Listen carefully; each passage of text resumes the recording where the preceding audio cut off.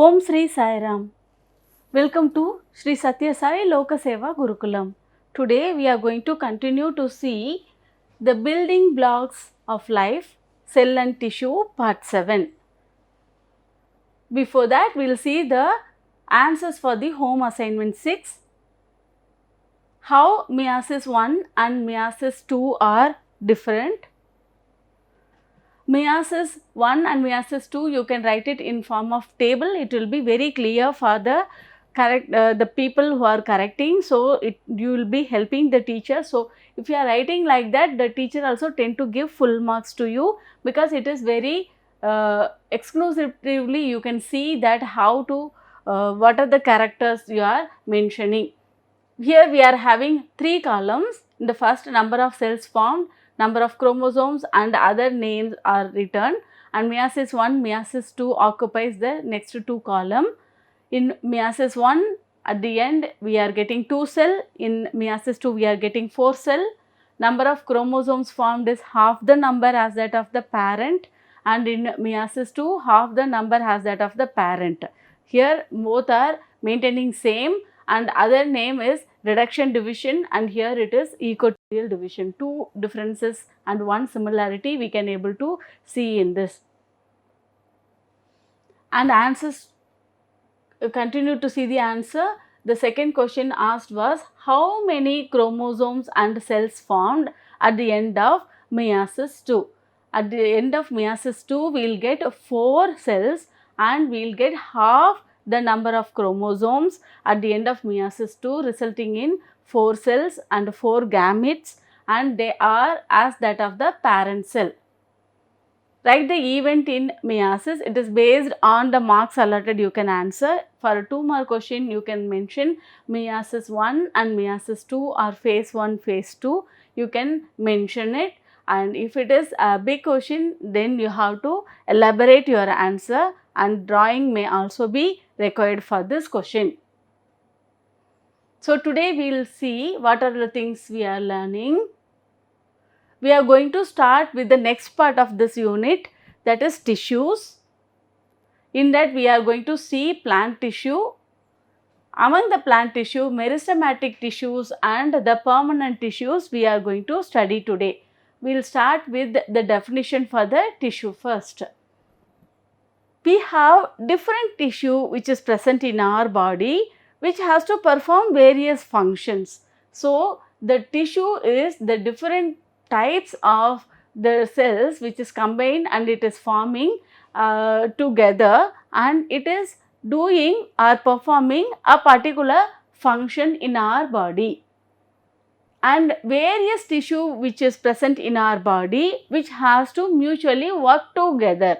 Okay, if we are having some tissue which is present in the mouth, then it has to work along with the tissue which is present in the salivary gland and also in the esophageal region. Everything it has to work together, right? So, these tissues work in a coordinated manner with each other and it perform different process. Say for an example, salivary gland has to produce saliva. Whereas the tongue, what is its function? It has to taste the food, and then the entire mouth involving in the swallowing of the food, right? And tooth which is present, and it is also coming from a different kind of cells. Those what it is doing, it is chewing the food, right? So many different things are coming together and it is performing a particular process. So, the definition for the tissue is the group of cells which is having the same shape, similar in size, performing the same function, and they are coming from the same origin. From same place these cells are coming from, and they are more or less similar only, right? So, they will be performing the same kind of action. That is the definition which was given to the tissue. And the plants, we can able to see these tissues are continue to grow. We can see now the plants are keep growing.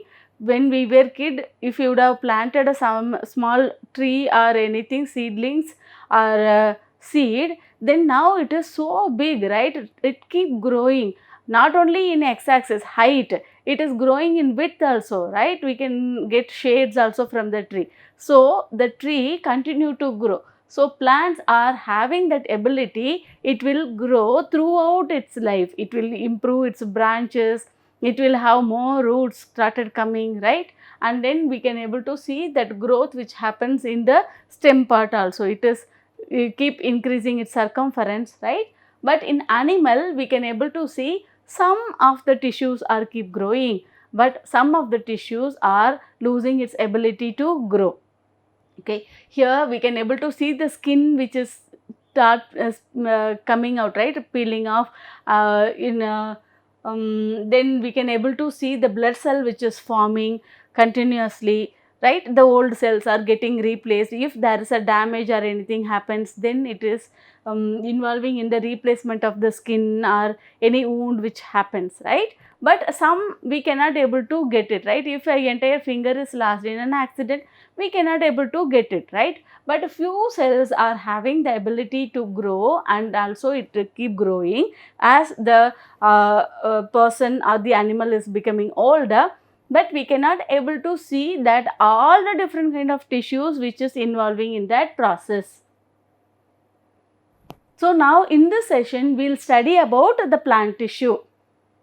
The plant tissues are of two types. The first one is meristematic tissue. The second one is permanent tissue. These are the two types of plant tissue we are going to study in this session. First we will start with the meristematic tissue. Where these meristematic tissues are present, where the plant is tend to grow, there only we can able to see this meristematic tissue. Mostly the plant tend to grow in the apical part, right? If it is having a branch, if you are imagining a Christmas tree or any tree, on the top part, when the entire tip you can able to see the two new branches are started coming. So it is present in the apexes. Apex means the tip part where it is having the growth point, and it may be present in root, stem and also in branches. Sometimes we can see now the rose plant is giving branches from the side, we can able to see it started coming. So the meristematic tissue is present throughout, but we can able to see where the cells are actively undergoing growth. It is in the root tip, branch tip and also which is happening in the side, in the stems also we can able to see. Now we will study the main characteristic feature.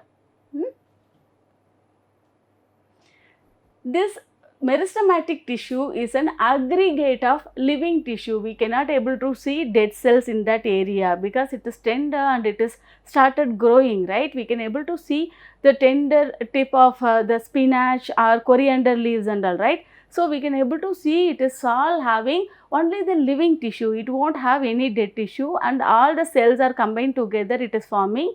So the aggregate, the word is used here. So aggregation of all the living cells which is present in that area. Here the cells are tend to be very small comparing to the other cells which is present in the other part. Only we are talking about the tip part of the root or the shoot. Only it is like 1 millimeter or less than that. Okay, that area we are talking about.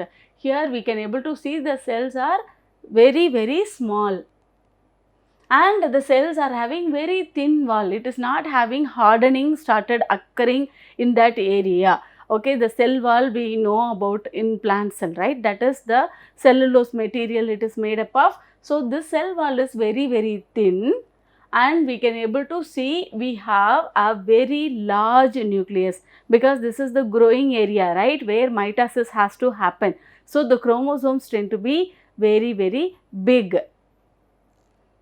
and they are very compactly arranged. Even though it is an aggregate of tissue, you can clearly see some architectural way it is arranged. It is not randomly some scattered like it we cannot able to see. We can see the orderly arrangement of cells in that area which is very compactly arranged, and there will be no place present between the cells. So the intercellular space, the cells having space in between, one cell to the next cell. That space is not present. So, the cells are very compact, very next to each other.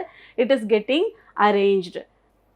They are rounded, oval, polygonal or rectangular in shape. That means the cells are of various shapes we can able to see in that organism based on the different species, and they are capable of dividing. They tend to divide continuously, indefinitely, that is continue to divide for so many years, so many generations it can able to divide, and they will add new cells to that area.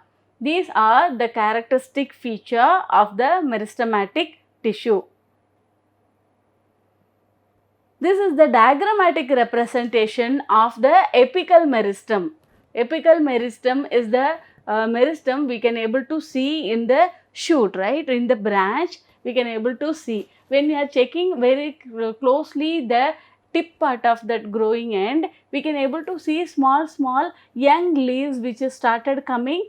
This is also the youngest leaf, okay. This is how the structure will look like. These are some of the old leaves which is here, and the center part is known as pith in the plant. This pith is not at all present in this tip region. Can you able to see? So, here the pith region is not present and the cells are arranged without any intercellular space, and they are very compactly arranged.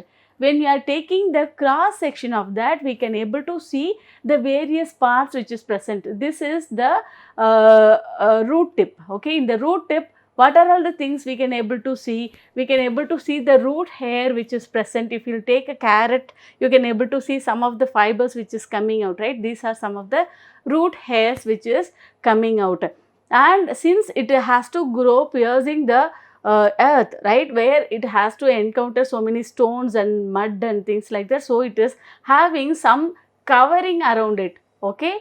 This is known as root cap. The tender meristematic tissue is very soft, right. So, to protect that, it is having a root cap, and we can able to see the keratinization also which is happening in that area, okay. And in the primary meristem, we can able to see that it is having a protoderm, the outermost layer, and we can able to see the ground meristem and procambium. This center part is known as cambium here, whereas in the shoot it is known as pith, right. Here it is a procambium tissue which is surrounded by a ground meristem, and the apical meristem is what we are very much interested in, because here only we can able to see the cells which started growing very rapidly, and here the cells are small and they are having a thin cell wall, and these are replacing, these are keep growing, and it is keep producing more and more new tissues, right.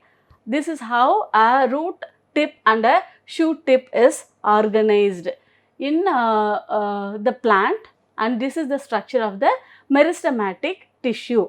LS means longitudinal section, okay. When you are taking from top to bottom, okay, in that manner, if you are taking a section using a blade, if you will cut it, then it is known as LS. So, now we will see the permanent tissues. These are the cells which lost its ability to multiplying. Meristematic tissues are keep growing, right, but the cells which is differentiated when it is doing certain function, those cells are not capable of dividing. They lost its ability for multiplication. They cannot undergo division. They are the permanent tissue, and it is divided into 3 types. We will see what are they. The first one is known as a protective tissue, second is known as supporting tissue, third is conducting tissue. These are the 3 types of permanent tissue which is present in the plant. We will see one by one. First we will see the protective tissue. Just to see the diagram, here it is the cross section, CS. Before we have seen a longitudinal section, now we have a cross section where you can able to see so many cells which is present, right. So many different kind of cells we can able to see here. It is having a phloem, xylem, and also the cambium which is present, okay. This the small area which is known as cambium, and the entire area where we can able to see this now, these are the phloem, and also this is the xylem tissue, Okay, we can able to see everything which is in the cross section. Okay.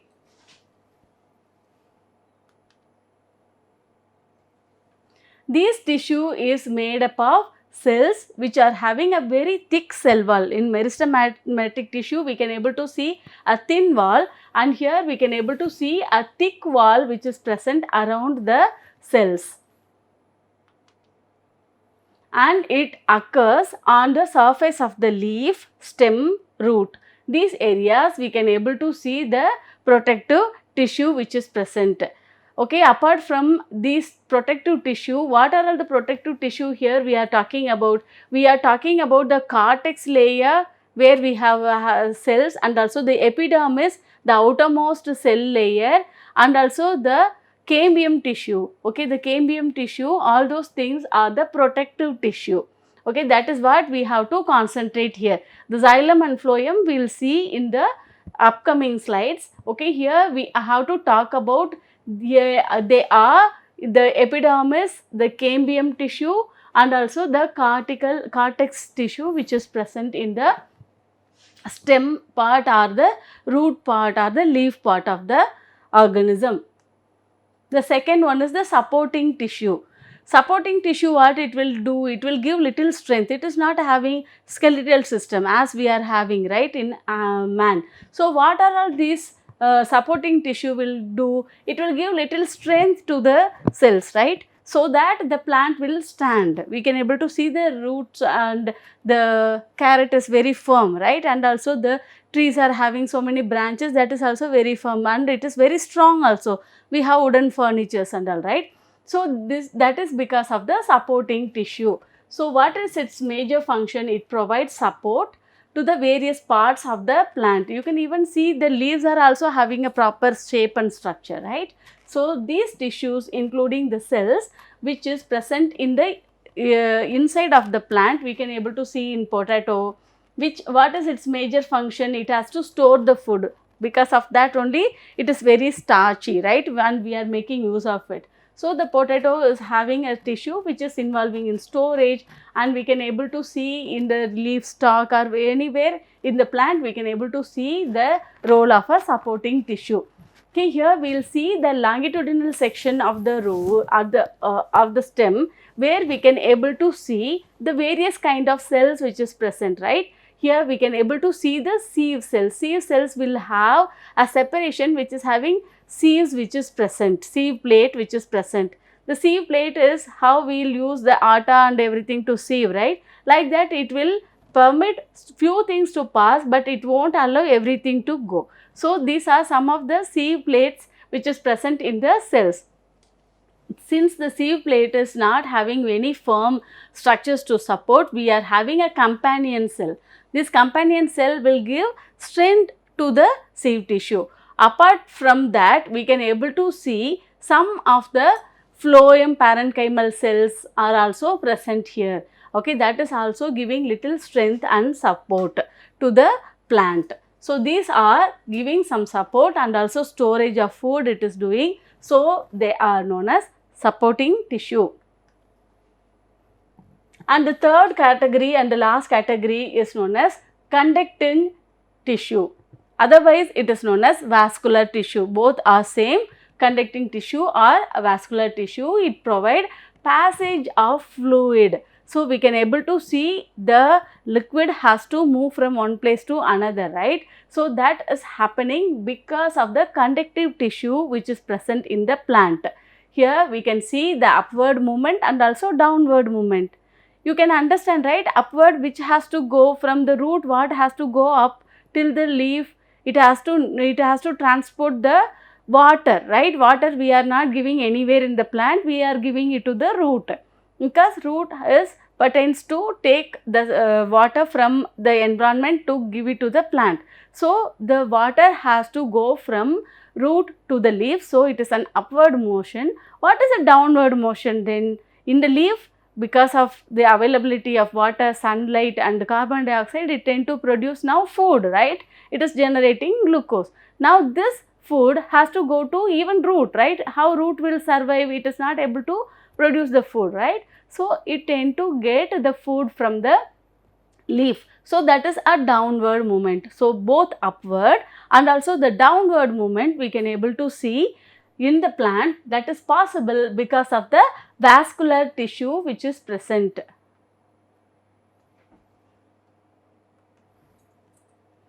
It is of two types. One is known as xylem and phloem. Please refer the previous picture for that, xylem and phloem tissue.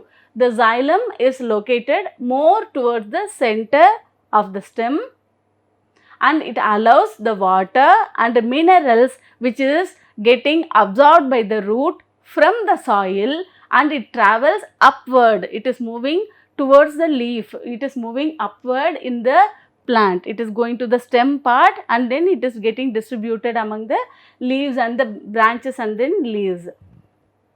The next one is phloem. The phloem serves as conducting the food. So, xylem is transporting the water and mineral from the soil, from the root towards the leaf, that is upward movement, whereas phloems are serving the purpose of sending the food which is getting produced from the leaf towards all the part of the organism. It may be going to the storage organ also, like fruits and all, it will go and store the food. So, the phloem serves to conduct the food, that is the sugar which is synthesized in the process of photosynthesis with the help of sunlight. Now, this is going towards the other part. It may be going for the storage organelle or the other organelle. Everything need energy, right? It is going towards the storage organ to store the food material. With that, we are coming to an end. We will see the review questions for this unit.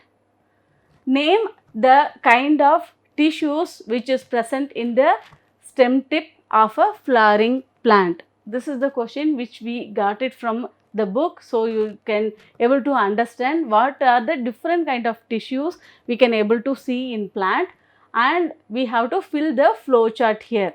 Okay, in the flow chart some of them are fill in the blanks like it is left. So, you have to mention what is this 2, what is 3 and what is 5 means. Okay, 2 and 4 is already filled. So, you have to mention what is 1, 3 and 5.